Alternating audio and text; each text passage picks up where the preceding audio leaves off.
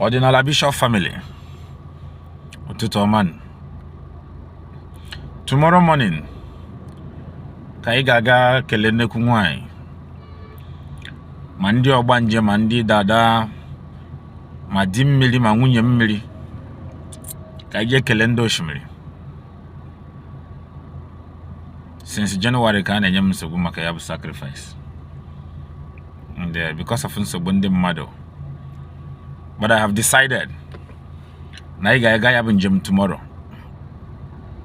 Obonibo a follower of Odinala Bishop. Iga mano tega ishe kumaka this river sacrifice that we are planning. So tomorrow we are going to river to offer a sacrifice. It's a general sacrifice. Kaije kelenu kunwai. Oboni na chongwa ebia. Very early in the morning tomorrow. Oboni na chongwa ebia. Oboni na choy ihe aku ihe nwenwe ebia. Obona no nwere ihe dị mma ị na-achọ ebia. Gụma bụ mma ihe na-achọ. Obona ị na-achọ di, ị na-achọ nwunye ebia. Ị na-achọ visa ebia. Ka je kele nekwu nwanyị nke ọbụla ha na mmmenwu mmadụ ma mmmenwu ya.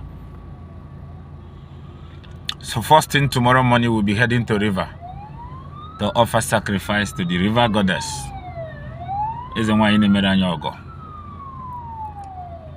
Obona ebu nwa Odinala Bishop, make sure you participate.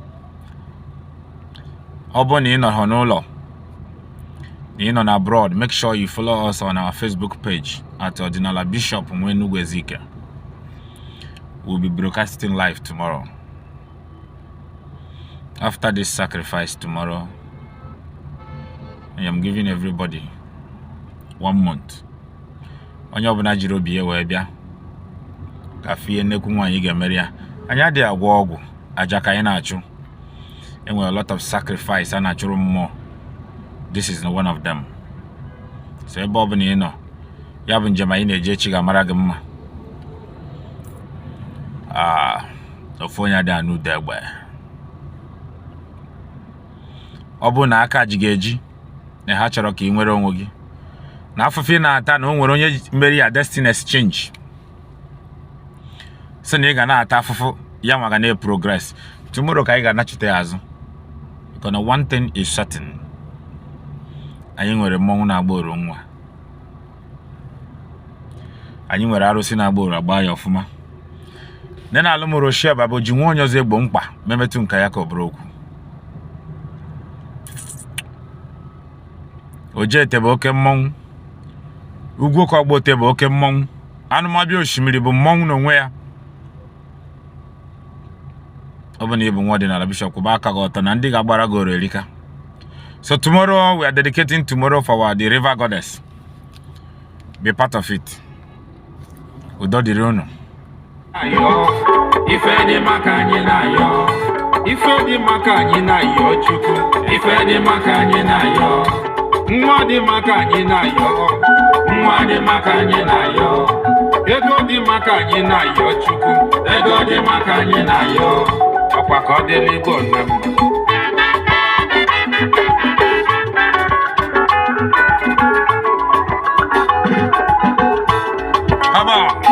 Tomorrow morning, Odinala Bishop Nwanzikọba. Mọnwụ n'ọgụ mụ na-ekwu. 8 in the morning, 8 o'clock in the morning.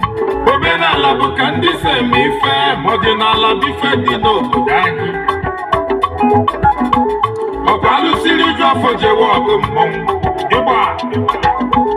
N'edite onye zugo Daniel jụrụ afọ nụ. Alamanụ. Ojete n'erijụrụ afọ. Ugwu ka Ogbote n'ebe mmọnwụ. Alụsa na chụlụ aja ma ole. Ugwu oke n'erijụrụ afọ. Ịgba. Nena alụmụrụ shabịa n'erijụrụ afọ. Anụmabịa osimiri n'erijụrụ afọ. Nena ogele mmiri n'erijụrụ afọ. Ịgba. Nenide ye mụ na aja rijụrụ afọ. Haba! Nenide ye ugwe gị n'erijụrụ afọ. Okokwa bịa n'erijụrụ afọ. Ịgba. Obulefu nerijula afọ.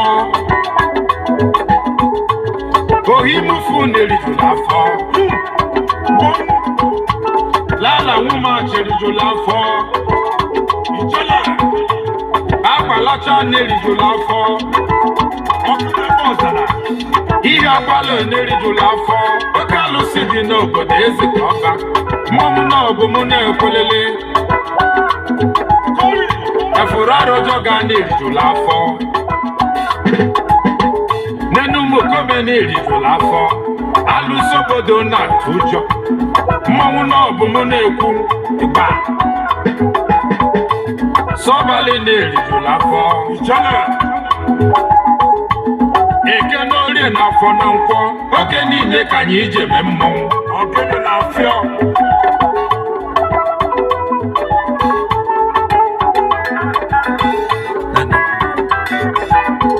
Nenanụ mmadụ osimiri mmọnwụ. Alụsị na-eri mbọsị eke. Nenideye mụ na-aja mmọnwụ. Alụsị na-eri mbọsị ori odo. Ogene na-afịọ. Nenalụ mụrụ shabịa nne m ọma. Alụsị na-eri mbọsị afọ mmọnwụ. Ikuku. Nenidenye zugbo ụda mmọnwụ. Alụsị na-eri mbọsị afọ udo. Ojete oke mmọnwụ. Mmọnwụ na-eri mbọsị afọ udo. Haba. Efuru arọjọ ga n'ịbụ mmọnwụ. Alụsị na-eri mbọsị nkwọ. Oge niile ka anyị ijebe mmọnwụ. Mmọnwụ na ọbụ mụ na-ekwelele.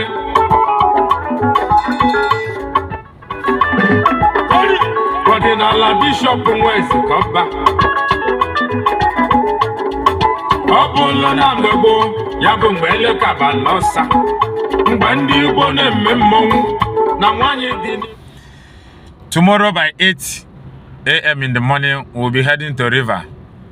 General river sacrifice tomorrow. Kayekele mmọnwụ.